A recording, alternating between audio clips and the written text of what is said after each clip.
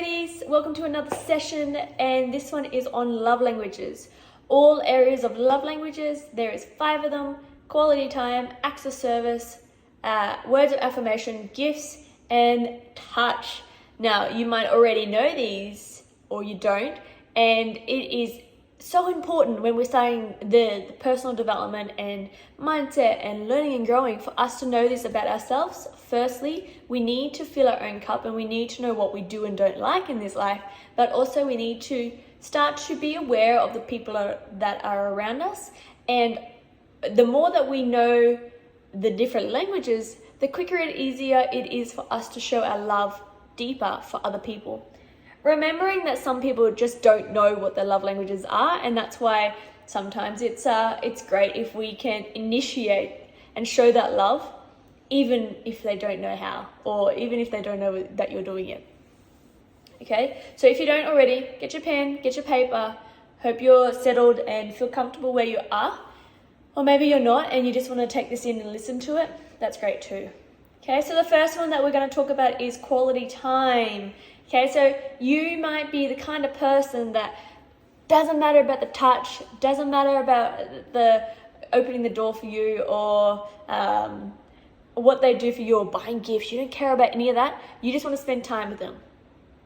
Okay, this can be friends, lovers, relationships, whatever it is, okay? You just want to be in their company. And the question to ask yourself is, what does that look like for you? And how long that might be. Quality time for you might be an hour, and that's enough for you to feel like, okay, we're on the same page. Maybe it's 15 minutes. What is it for you? Maybe you want to actually spend one day a week with them. Especially in relationship dynamics and family dynamics, like it's so good when we know, okay, for me to feel comfortable and for me to feel like I'm loved, I want to spend at least one day a week with you, or one day a fortnight with you. Okay?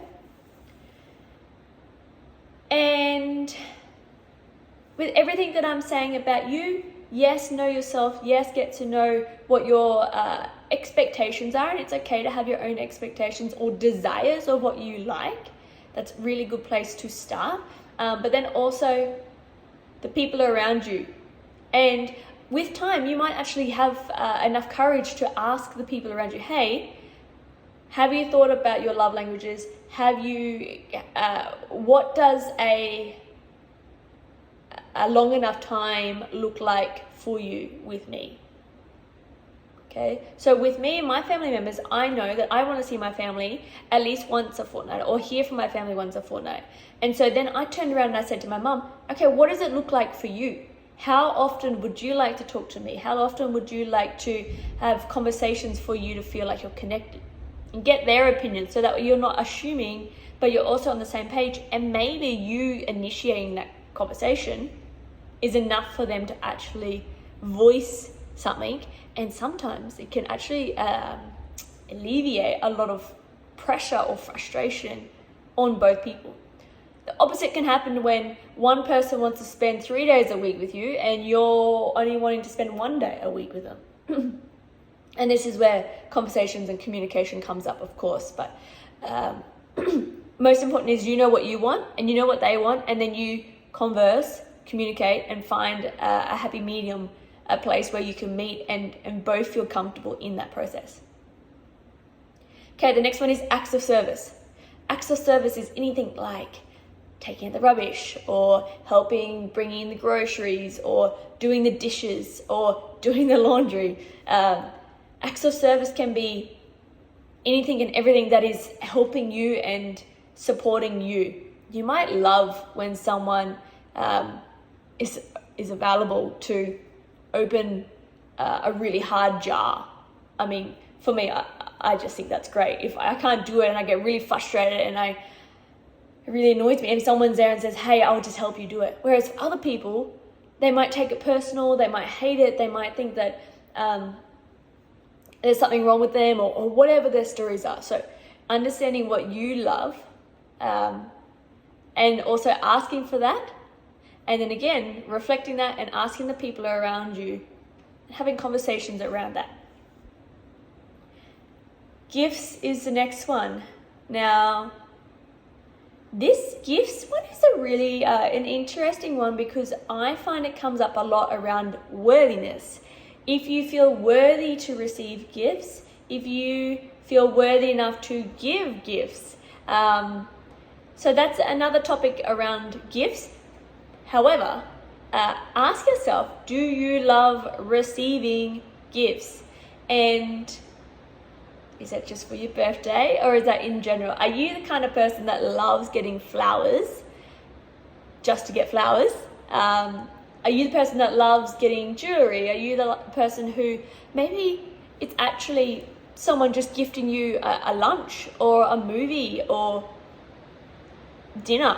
Doesn't necessarily have to be something. Maybe they just show their love through purchasing things for you, and that can be a real challenge for you, but also somewhere for you to lean into and grow, because we know on the journey, the more that you're able to receive, the greater you are opening yourself up to receiving more.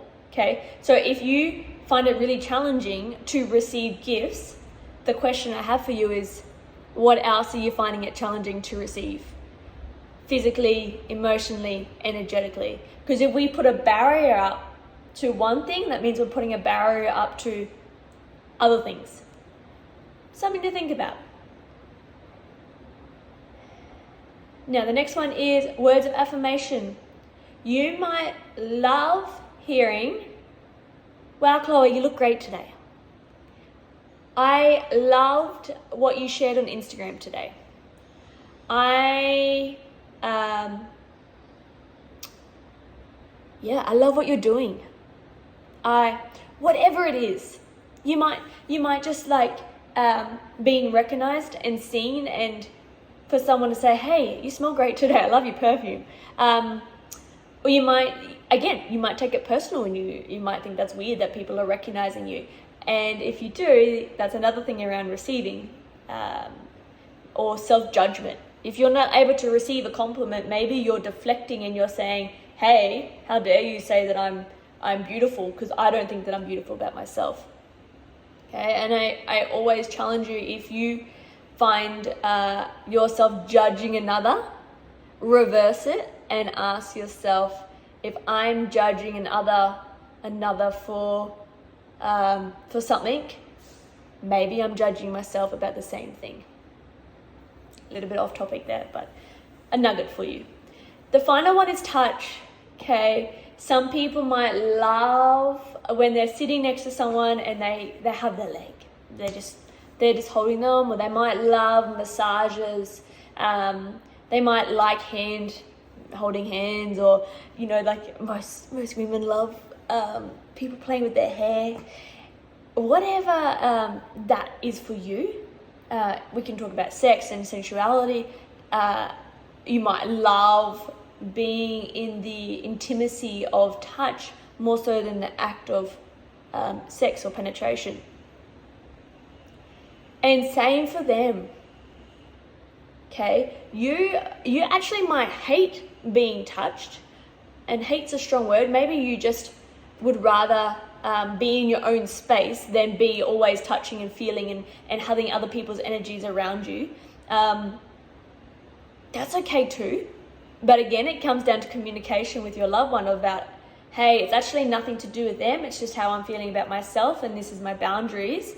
And maybe communicating when you do want touch and how that looks for you. Because imagine your partner who is very strong in touch in their love languages, and have a partner who's always like, oh no, it's too much, like stop touching me, stop. Of course they're gonna feel like, firstly, neglected and feel like A, you don't love them, and B, something's wrong with them. But the challenge is, maybe it's nothing to do with that. Maybe it's just the fact that you don't like it. And of course, you can reflect on your childhood and where that came from and why that's happening. Or maybe you just simply know that energetically you are really comfortable in your own body and you don't like touch. Okay, there's nothing wrong with it, but again, it comes down to communication and making sure that that person knows that it's actually nothing to do with them. It's what you like and what's right for you. And the challenging part with all of these things is through life, we always have multiple people that come into our life who challenge us, who are here to bring us lessons. I really believe that every single person that comes into our life teaches us things.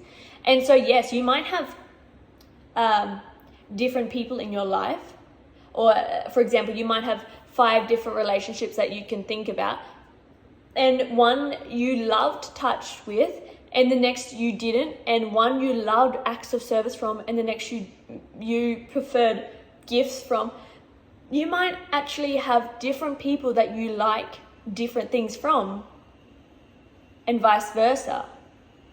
Okay, it's knowing that every dynamic that you have is different, and that comes down to the energetics and also the projections. If you can feel that one person doesn't love gifts but you love gifts, you might, that their energy actually might stop you from asking for gifts because you know that it's such a big issue for them. So you don't. So you actually, in some ways, don't speak your truth, and you choose another love language. For example, and again, the more you do the work, the more that you realize what your truth is and what you do and don't want in your life, the stronger and more easier it will be for you to attract people that just love you for you. And you don't have to explain yourself. You don't have to say, hey, don't touch me. You don't have to overcomplicate or over-communicate things. It's just like, hey, this is me. I love touch, but not all the time. I love gifts, but please don't buy me stuff that I can't use. I love quality time, but I also love being by myself. It's nothing to do with you. I just love being by myself. I would love to see you once a week and maybe have a sleepover a couple of times a week.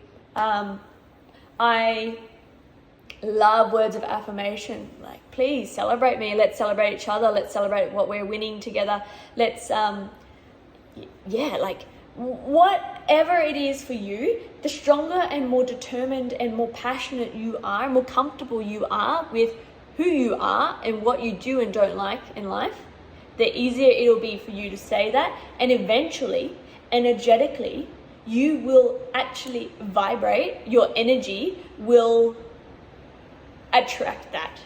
Oh, we just had a power out. So that's everything from me. Thank you so much, and I hope you have a beautiful, beautiful day. Let's connect in the next video.